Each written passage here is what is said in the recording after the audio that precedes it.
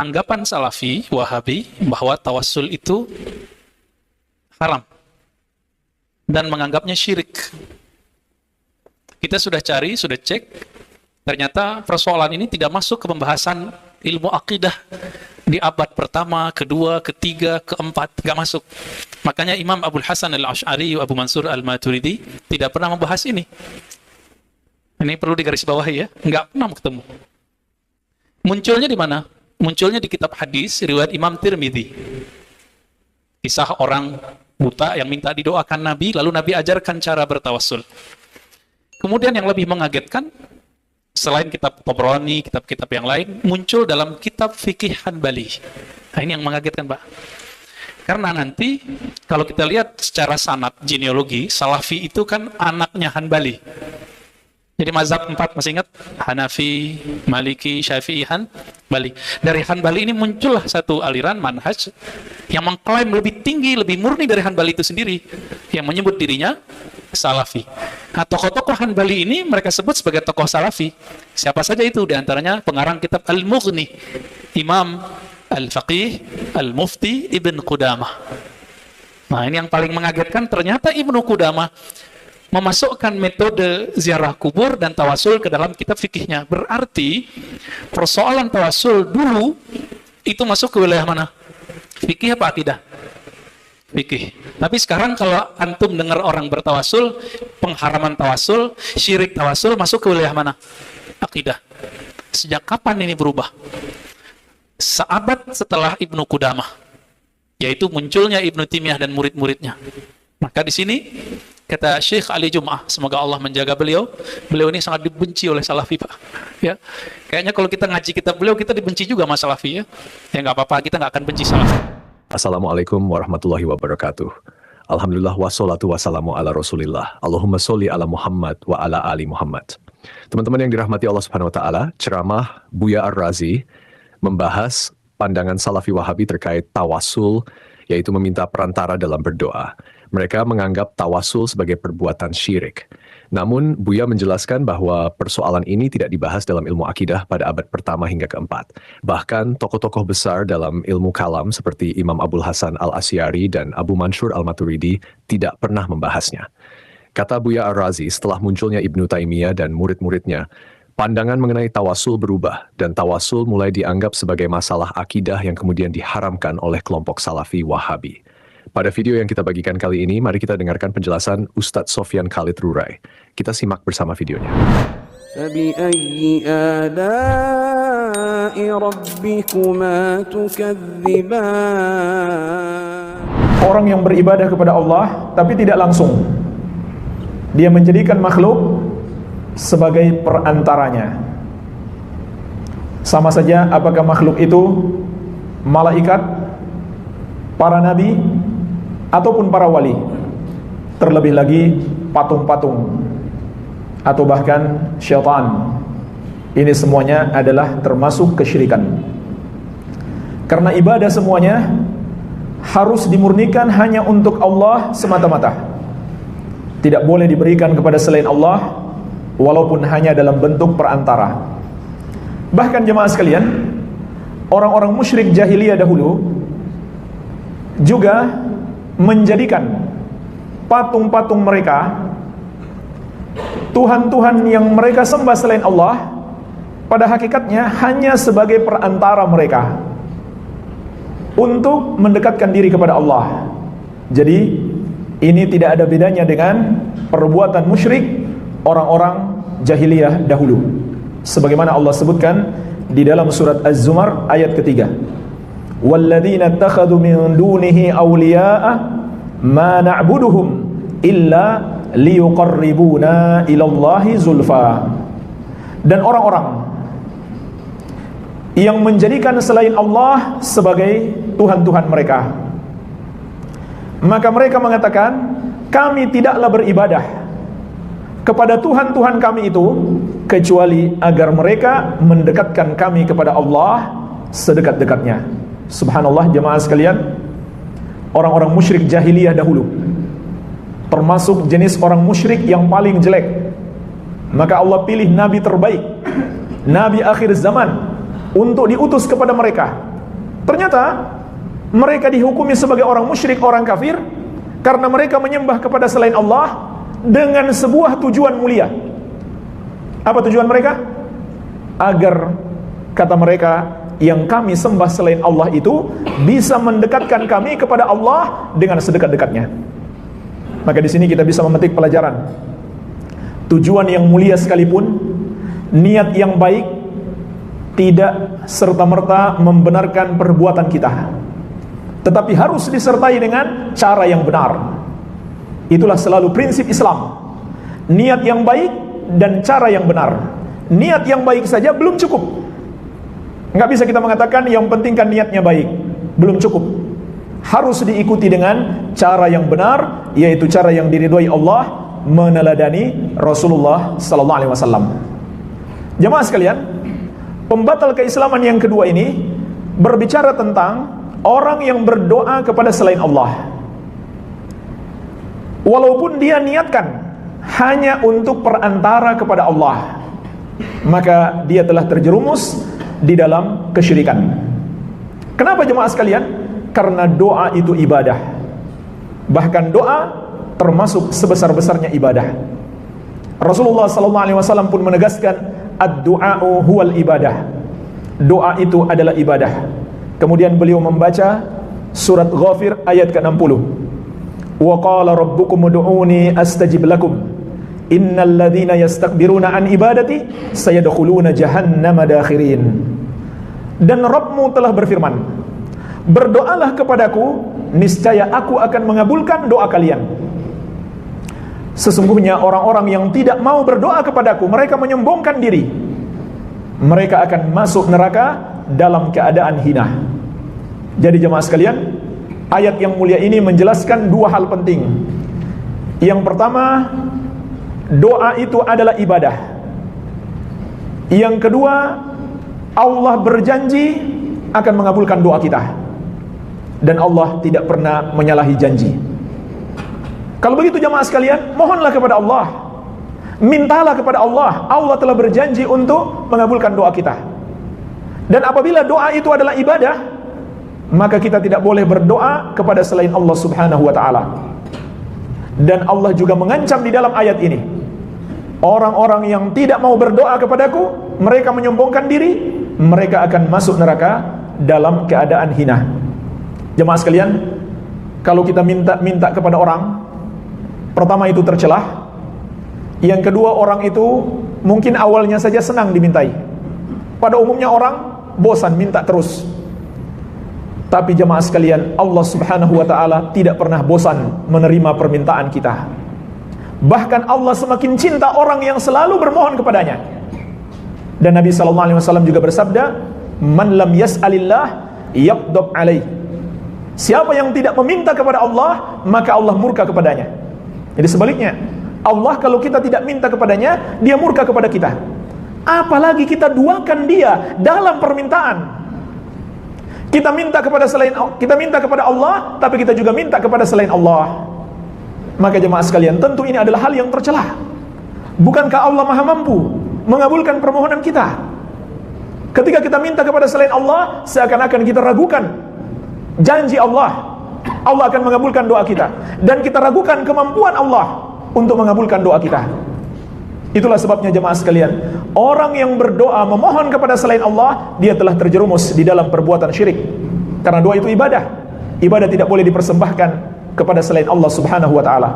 Maka dari itu, Nabi kita yang mulia, Nabi Muhammad SAW, orang yang paling dekat kedudukannya dengan Allah, tapi tidak pernah sekalipun beliau berpesan, karena aku dekat dengan Allah, sampaikan doa kalian kepadaku, nanti aku teruskan kepada Allah. Tidak pernah jemaah sekalian.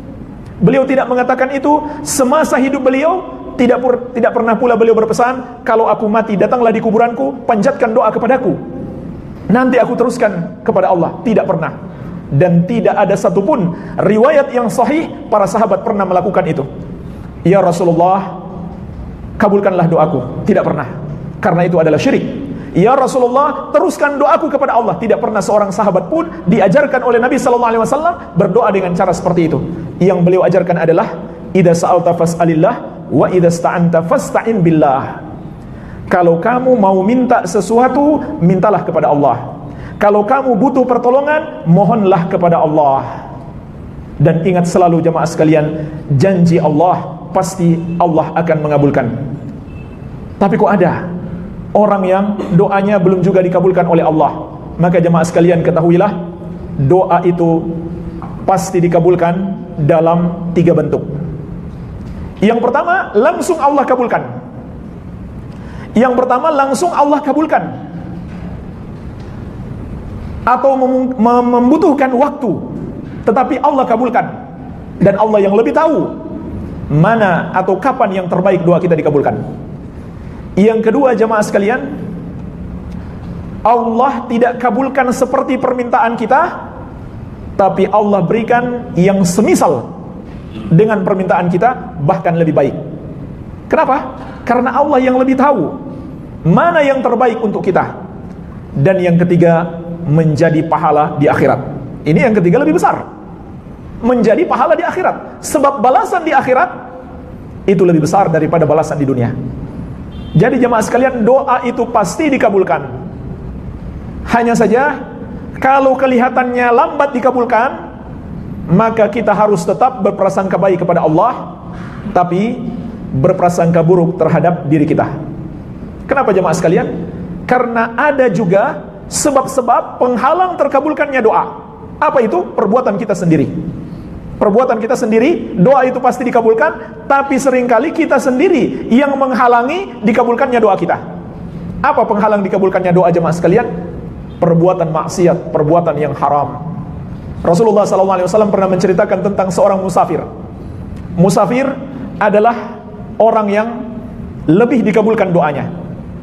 Tetapi kata Nabi SAW, ada seorang musafir yutilus safar, akbar ash'asa akbar.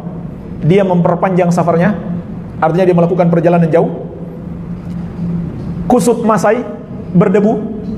Jamaah sekalian, para ulama menjelaskan ini 2 kondisi dikabulkannya doa. Pertama musafir, yang kedua penampilan sederhana, tidak bermewah-mewah. Yamuddu yadayhi ila sama, dia angkat tangannya ke langit. Ini juga sebab dikabulkannya doa. Karena dalam hadis lain dikatakan, innallaha hayyun karimun yastahi min abdihi idza rafa'a yadayhi ila sama fayaruddahu masifra. Allah Maha pemalu lagi Maha pemurah. Allah malu dari hambanya. Kalau dia angkat tangan ke langit, kembalikan dalam keadaan kosong, pasti Allah berikan. Kemudian kata Nabi SAW, dia berkata, Ya Rob, Ya Rob.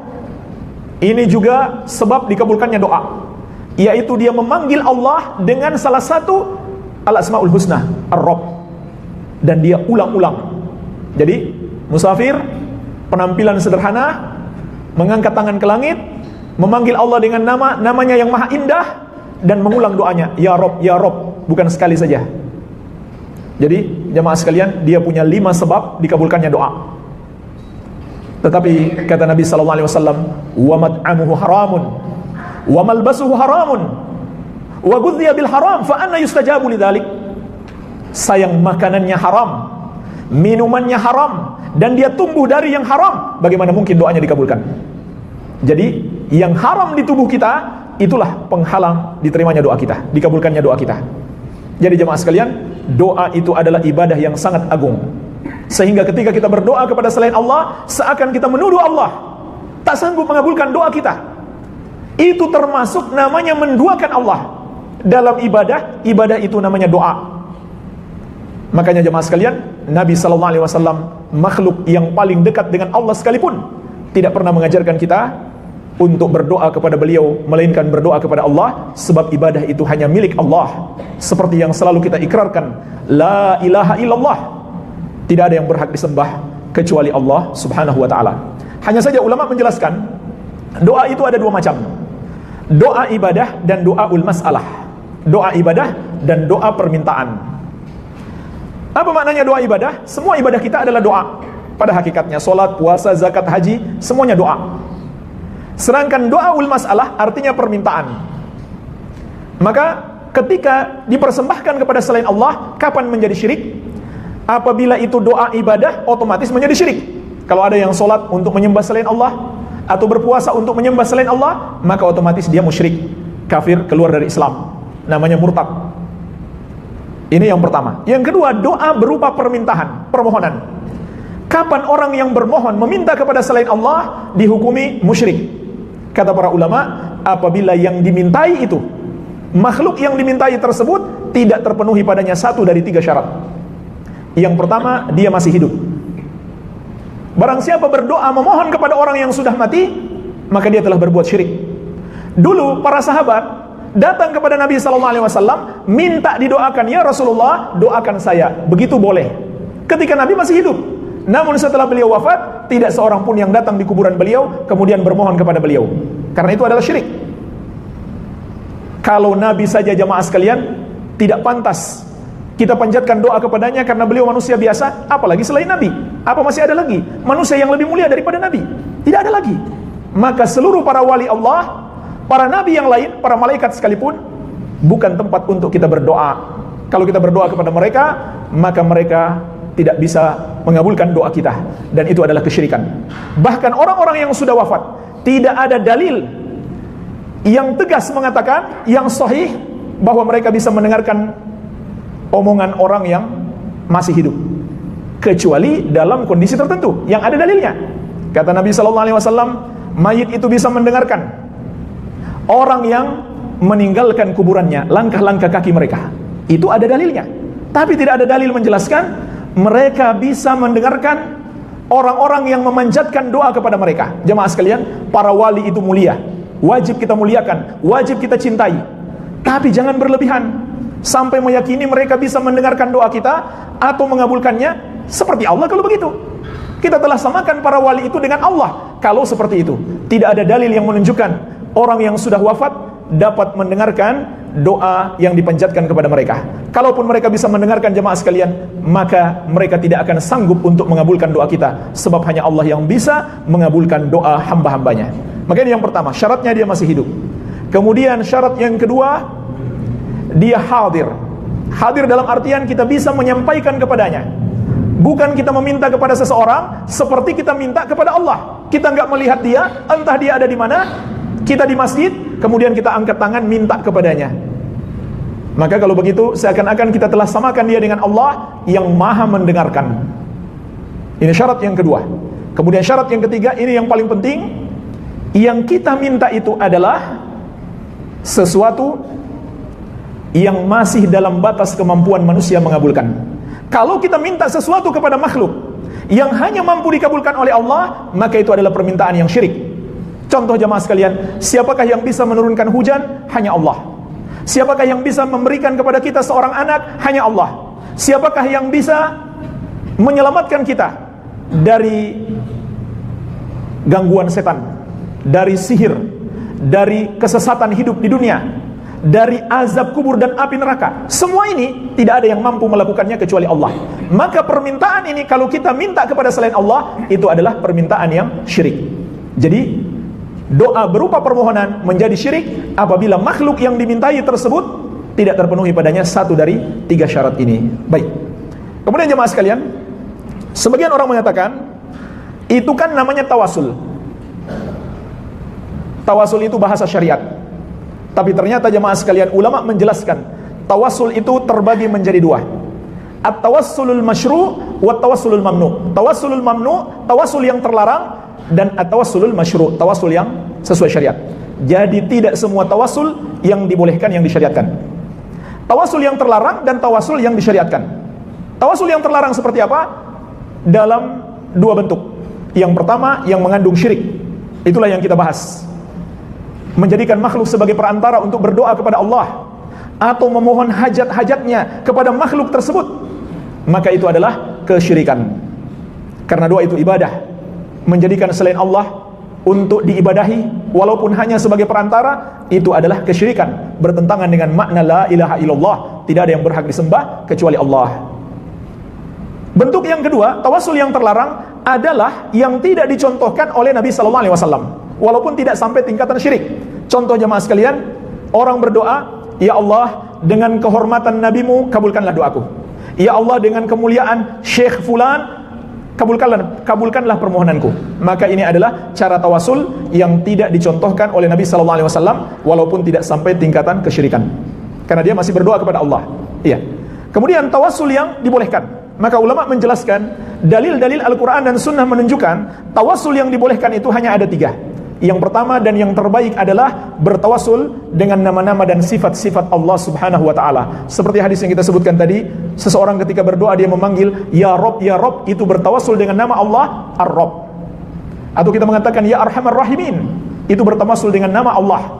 Allah berfirman, walillahil asmaul husna fad'uuhu biha. Dan Allah memiliki nama-nama yang maha indah, maka berdoalah dengannya. Surat Al-A'raf ayat 180. Begitu pula dengan sifat-sifatnya. Nabi SAW pernah berdoa, Allahumma birahmatika astaghitsu. Ya Allah, dengan sifat rahmatmu aku memohon pertolongan kepadamu. Jadi ini namanya tawasul, dan ini yang paling baik. Nggak usah kita repot-repot tawasul yang lain. Ini tawasul yang paling bagus. Sebut nama-nama Allah yang maha indah dan sifat-sifatnya yang maha mulia. Kemudian yang kedua, jamaah sekalian, bertawasul dengan amal soleh yang kita kerjakan.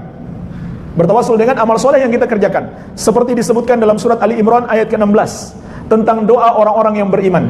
Rabbana inna amanna faghfir lana dzunubana wa qina adzaban nar. Wahai Rabb kami telah beriman. Jadi sebelum berdoa dia nyatakan dulu amal solehnya. Wahai Rabb kami telah beriman, maka ampunilah dosa-dosa kami dan selamatkan kami dari api neraka. Boleh seperti itu. Sebutkan amal soleh yang kita lakukan.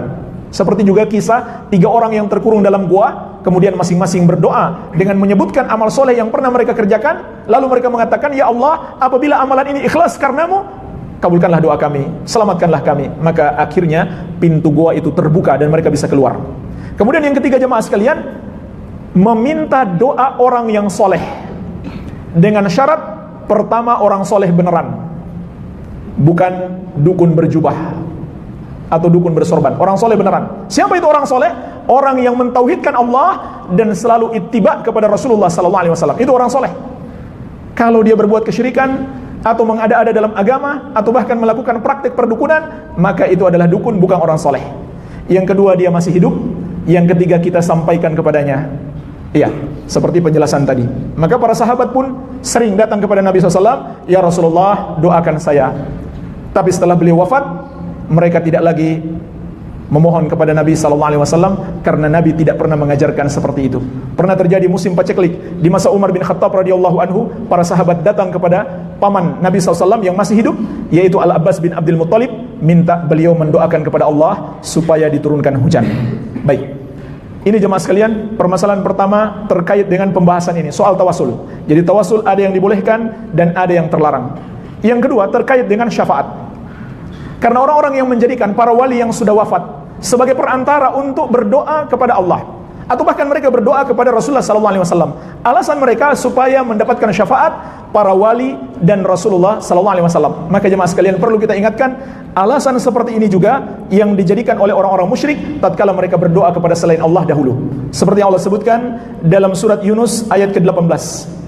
Wa ya'buduna min dunillah ma la yadurruhum wa la yanfa'uhum. Mereka beribadah kepada selain Allah sesuatu yang sama sekali tidak bisa memudaratkan mereka, tidak bisa pula memberi manfaat kepada mereka. Wa yaquluna haula'i syufa'auna indallah.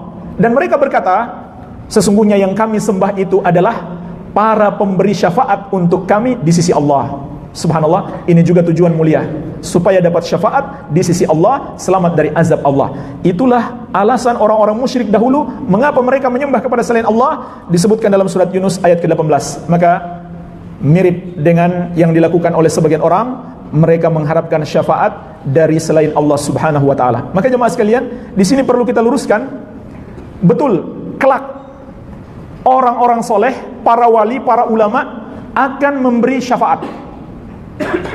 Akan memberi syafaat. Banyak yang memberikan syafaat. Ada syafaat juga para malaikat. Amal soleh kita juga memberikan syafaat. Anak kecil yang wafat sebelum balik akan memberi syafaat kepada orang tuanya. Begitu pula syafaat yang paling agung, yang paling besar adalah syafaat Nabi kita yang mulia, Nabi Muhammad SAW. Tapi jemaah sekalian, itu diberikan Allah nanti di akhirat, bukan sekarang. Kalau kita sekarang minta syafaat kepada selain Allah, ini sama saja kita meminta sesuatu yang tidak mungkin dikabulkan kecuali hanya oleh Allah. Tadi sudah kita jelaskan. Yang ketiga, syarat yang ketiga, Atau sebab yang ketiga yang membuat seseorang itu menjadi musyrik, ketika dia meminta sesuatu kepada selain Allah yang tidak sanggup dikabulkan kecuali hanya oleh Allah. Di antaranya syafaat. Kenapa jemaah sekalian? Karena Allah telah mengabarkan kepada kita syafaat itu adalah milik Allah, khusus milik Allah. Sebagaimana dalam surat Az-Zumar ayat ke-44, kullillahi asy-syafa'atu jami'an, katakan hanya milik Allah syafaat itu seluruhnya. Jadi siapa yang minta syafaat dari selain Allah, berarti dia telah meminta sesuatu yang hanya mampu dikabulkan oleh Allah. Adapun Nabi memberi syafaat itu nanti di akhirat, belum sekarang. Jadi ini namanya salah kaprah. Nabi SAW tidak pernah mengajarkan kepada kita, mintalah syafaat kepadaku, karena syafaat itu milik Allah. Bahkan kelak di akhirat jemaah sekalian, Nabi pun tidak serta-merta bisa memberikan syafaat. Beliau tersungkur bersujud terlebih dahulu, memuji Allah sampai Allah mengatakan, irfa' ra'sak wasal tu'ta washfa' tushaffa, angkat kepalamu, mohonlah kamu akan dikabulkan, berilah syafaat kamu akan diizinkan memberi syafaat. Jadi enggak serta-merta, karena itu milik Allah. Man dzalladzi yashfa'u indahu illa bi'idznih. Siapa yang bisa memberikan syafaat di sisi Allah kecuali dengan izin Allah. Ini syarat mendapatkan syafaat di akhirat yang pertama, izin Allah kepada orang yang memberi syafaat. Yang kedua, ridho Allah kepada orang yang diberi syafaat. Wala yashfa'una illa liman irtada. Kata Allah, mereka tidak bisa memberikan syafaat kecuali bagi siapa yang telah Allah ridhoi. Dan ingatlah jemaah sekalian, orang-orang yang mati dalam keadaan musyrik tidak ada harapan mendapatkan syafaat. Allah tegaskan dalam surat Ghafir ayat ke-18, malidh dhalimina min hamimi wala syafi'in yuta. Tidak ada bagi orang-orang zalim kawan setia dan pemberi syafaat yang akan diterima syafaatnya, yaitu orang-orang musyrik yang disebut dengan orang-orang zalim. Karena Allah berfirman, inna syirka la dzulmun azim, sesungguhnya kesyirikan itu adalah kezaliman yang besar. Jadi berbuat syirik dan mati dalam keadaan musyrik, tidak bertobat, hilang kesempatan untuk mendapatkan syafaat. Yang mendapatkan syafaat jemaah sekalian hanyalah orang yang masih muslim, yang masih mentauhidkan Allah, tidak mempersekutukan Allah walaupun dia pelaku dosa besar. Bahkan Nabi SAW pernah bersabda, syafaati li ahlil kabair min ummati, syafaatku untuk para pelaku dosa besar dari kalangan umatku yang tidak berbuat syirik. Itulah jemaah sekalian keutamaan orang yang menyembah hanya kepada Allah, tidak berbuat syirik sampai mati walaupun dia tidak tobat dari dosa-dosa yang lain. Pertama, dia masih ada harapan mendapatkan ampunan langsung dari Allah. Yang kedua, kalaupun Allah tidak langsung mengampuni, dia masih ada harapan mendapatkan syafaat sehingga akhirnya dia diampuni. Kalaupun dia diazab masuk neraka, tidak kekal dalam neraka. Beda dengan orang-orang musyrik sebagaimana telah kita bahas di pertemuan sebelumnya. Permasalahan terakhir jemaah sekalian terkait dengan bab ini, kata Syekh, wa yatawakkal alaihim, mereka juga bertawakal kepada makhluk-makhluk tersebut. Maka beliau hendak menjelaskan kepada kita, tawakal, bergantung hati, itu juga ibadah. Sehingga kalau kita bergantung hati kepada selain Allah, seperti kepada para wali yang sudah wafat, ataupun para nabi maupun malaikat, berarti kita telah beribadah kepada mereka. Dalam surat Al-Ma'idah ayat ke-23 Allah menegaskan, wa 'alallahi fatawakkalu in kuntum mu'minin. Hendaklah hanya kepada Allah kalian bertawakal. Kalian gantungkan hati kalian, kalian pasrahkan urusan kalian kalau kalian benar-benar beriman. Dan jemaah sekalian, Allah berjanji, wa may yatawakkal 'alallah fahuwa hasbuh. Barang siapa bertawakal kepada Allah, cukuplah Allah sebagai penolongnya. Pasti Allah tolong. Sebaliknya, kata Nabi SAW, man ta'allaqa syai'an wukila ilaih. Siapa yang bergantung kepada sesuatu selain Allah, Allah tidak akan menolongnya sebagai hukuman atasnya. Jadi jemaah sekalian, gantungkan hati kita kepada Allah, pasrahkan urusan kita kepada Allah, bermohon berdoa hanya kepada Allah, yakin Allah akan memberikan pertolongan kepada kita. Oleh karena itu, orang yang bertawakal kepada selain Allah bisa terjerumus dalam kesyirikan, baik syirik besar maupun syirik kecil. Kapan syirik besar? Kalau dia bertawakal kepada Tuhan-Tuhan selain Allah, seperti kepada patung-patung, kepada berhala-berhala, maka dia telah berbuat syirik. Sebab tawakal itu ibadah, tidak boleh dia persembahkan kepada selain Allah. Atau dia bertawakal di dalam perkara-perkara yang hanya mampu dikabulkan oleh Allah. Sama dengan doa tadi, kalau kita minta sesuatu dari selain Allah yang tidak mampu dikabulkan kecuali hanya oleh Allah, maka itu permintaan syirik. Begitu pula tawakal. Kalau kita bergantung kepada makhluk, padahal hanya Allah yang mampu melakukan urusan itu, maka itu adalah syirik. Kemudian jemaah sekalian, ada juga kata para ulama, tawakal yang syirik kecil. Syirik tapi tidak sampai syirik besar, syirik kecil.